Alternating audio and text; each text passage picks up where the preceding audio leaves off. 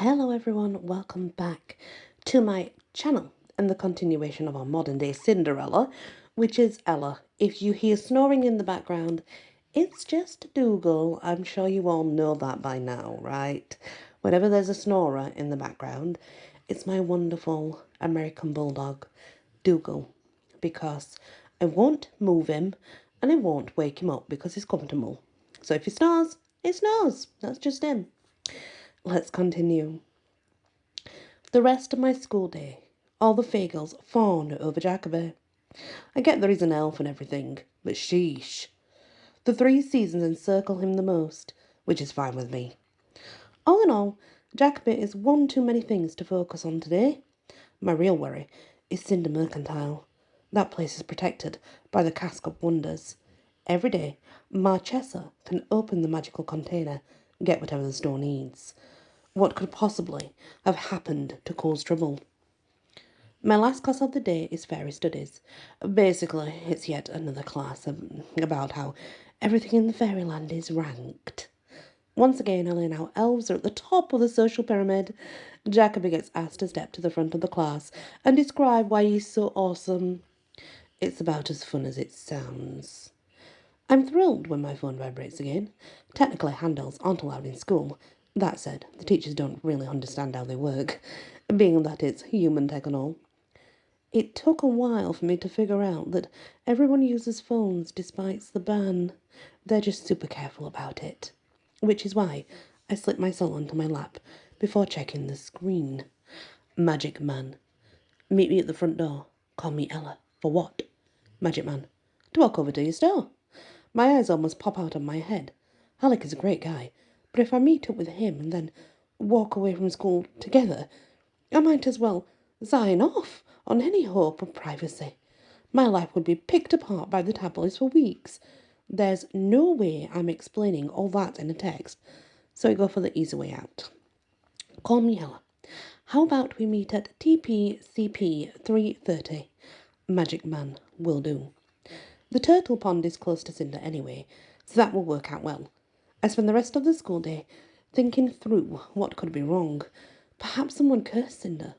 My thoughts in turn to the animates. Harvest the Scarecrow, Kokivo and the Phoenixes, and even Doc 8. None of them would ever turn on the store, would they?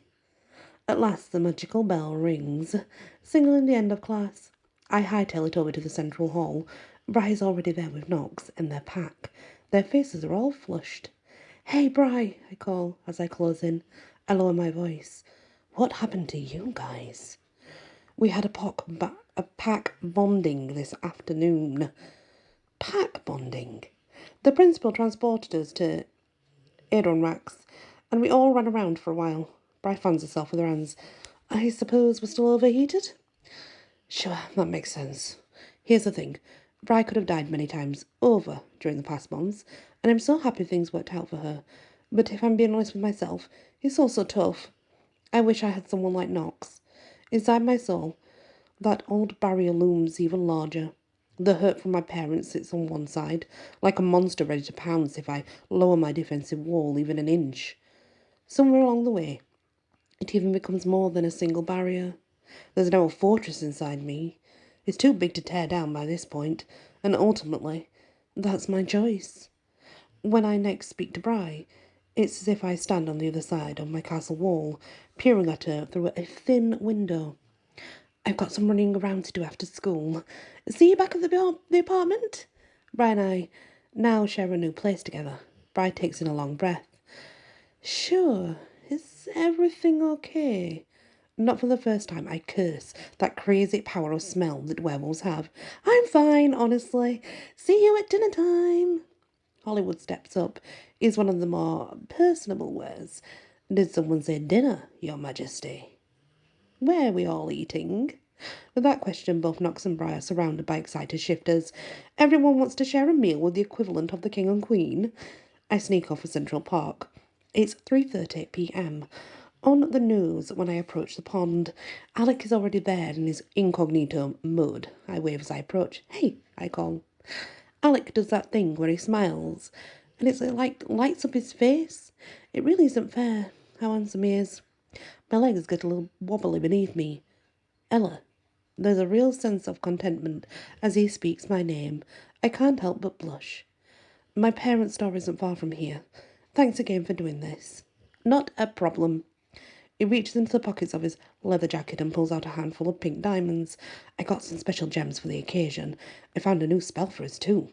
I kick at the ground. You didn't have to do that. I'm a wizard. Any excuse to look through spell books is like, well, cast a Christmas. Every line of Alec's face softens with joy as he says those words. Cast a Christmas. In any case, continues Alec, the best spell for today may be an obfuscation enchantment. I tilt my head. What's that? Disguise? Not exactly. I looked into spells that would change our appearance, but those are tricky. Some fairies are immune to disguises. And there are invisibility spells, but those have some risks. Overall, those are low-level spells, not too powerful, but obfuscation. That's high-level magic. It forces anyone to simply look away when we're near. We're not invisible as much as always avoided. Does that make sense? Yes. I knew you'd figure something great out. For you, Alec winks. Anything. And do I blush again when Alec says the word anything? You bet I do. On reflex, I check around. There are some humans far away. They won't notice Alec's magic. Ready? Asks Alec. You know it. Alec holds the stones in his hand. The pink diamonds emit tendrils of coloured smoke from between his fingertips. The mist rolls out from his fist to cover both me and Alec. A moment later, the two of us appear in black and white, like an old movie. It's way strange and cool. I hold up my arm. This is amazing. Thank you. Alec offers me his arm. Shall we? Let's. I wrap my fingers around his forearm, and my hand sears with excitement where we touch. And this is just through his leather jacket. I can't imagine what it would be like to brush my fingertips across his bare skin. At this point, I realise I've been rubbing Alec's forearm in a slow rhythm. It takes effort, but I make myself stop. Forearm rubbing is not something friends do, and that's all Alec and I can ever be. Buddies. It's easy to ignore the little voice inside me that wants something more. Like the rest of my heart, is trapped inside the inner castle which holds all my pain. Staying friends with Alec certainly won't bring the walls down. At this point, I am not sure that anything actually will. And that is the next part of our wonderful Ella.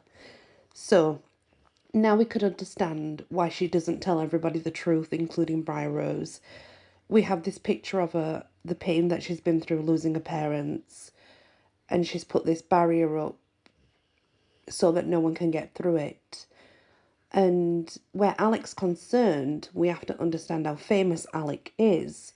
If, Alec and Ella being seen together in public is bad for Ella, because then they'll know she's alive. A step family will know she's alive, and then they'll be able to find her. And she doesn't want that. She doesn't want to go back into that room and be imprisoned. But not only that, then you've got Diamond, Alex's mother, who is completely against Ella because of Ella's mum, which is so confusing. But at the same time, we get this picture now build up why they can't actually be together. And it's not so much that they don't want to be together. They physically can't be together because Alec's well known and he can't be seen with Ella because then the stepfamily would know Ella was alive and they would come for her. And she's not sure she can fight that. So it's complicated, isn't it? But as we work through Ella's story, I'm sure we will come to a positive ending, just like we did for Briar Rose. Well, we can hope that's the way it's going to go. Thank you for listening to this episode, and many blessings.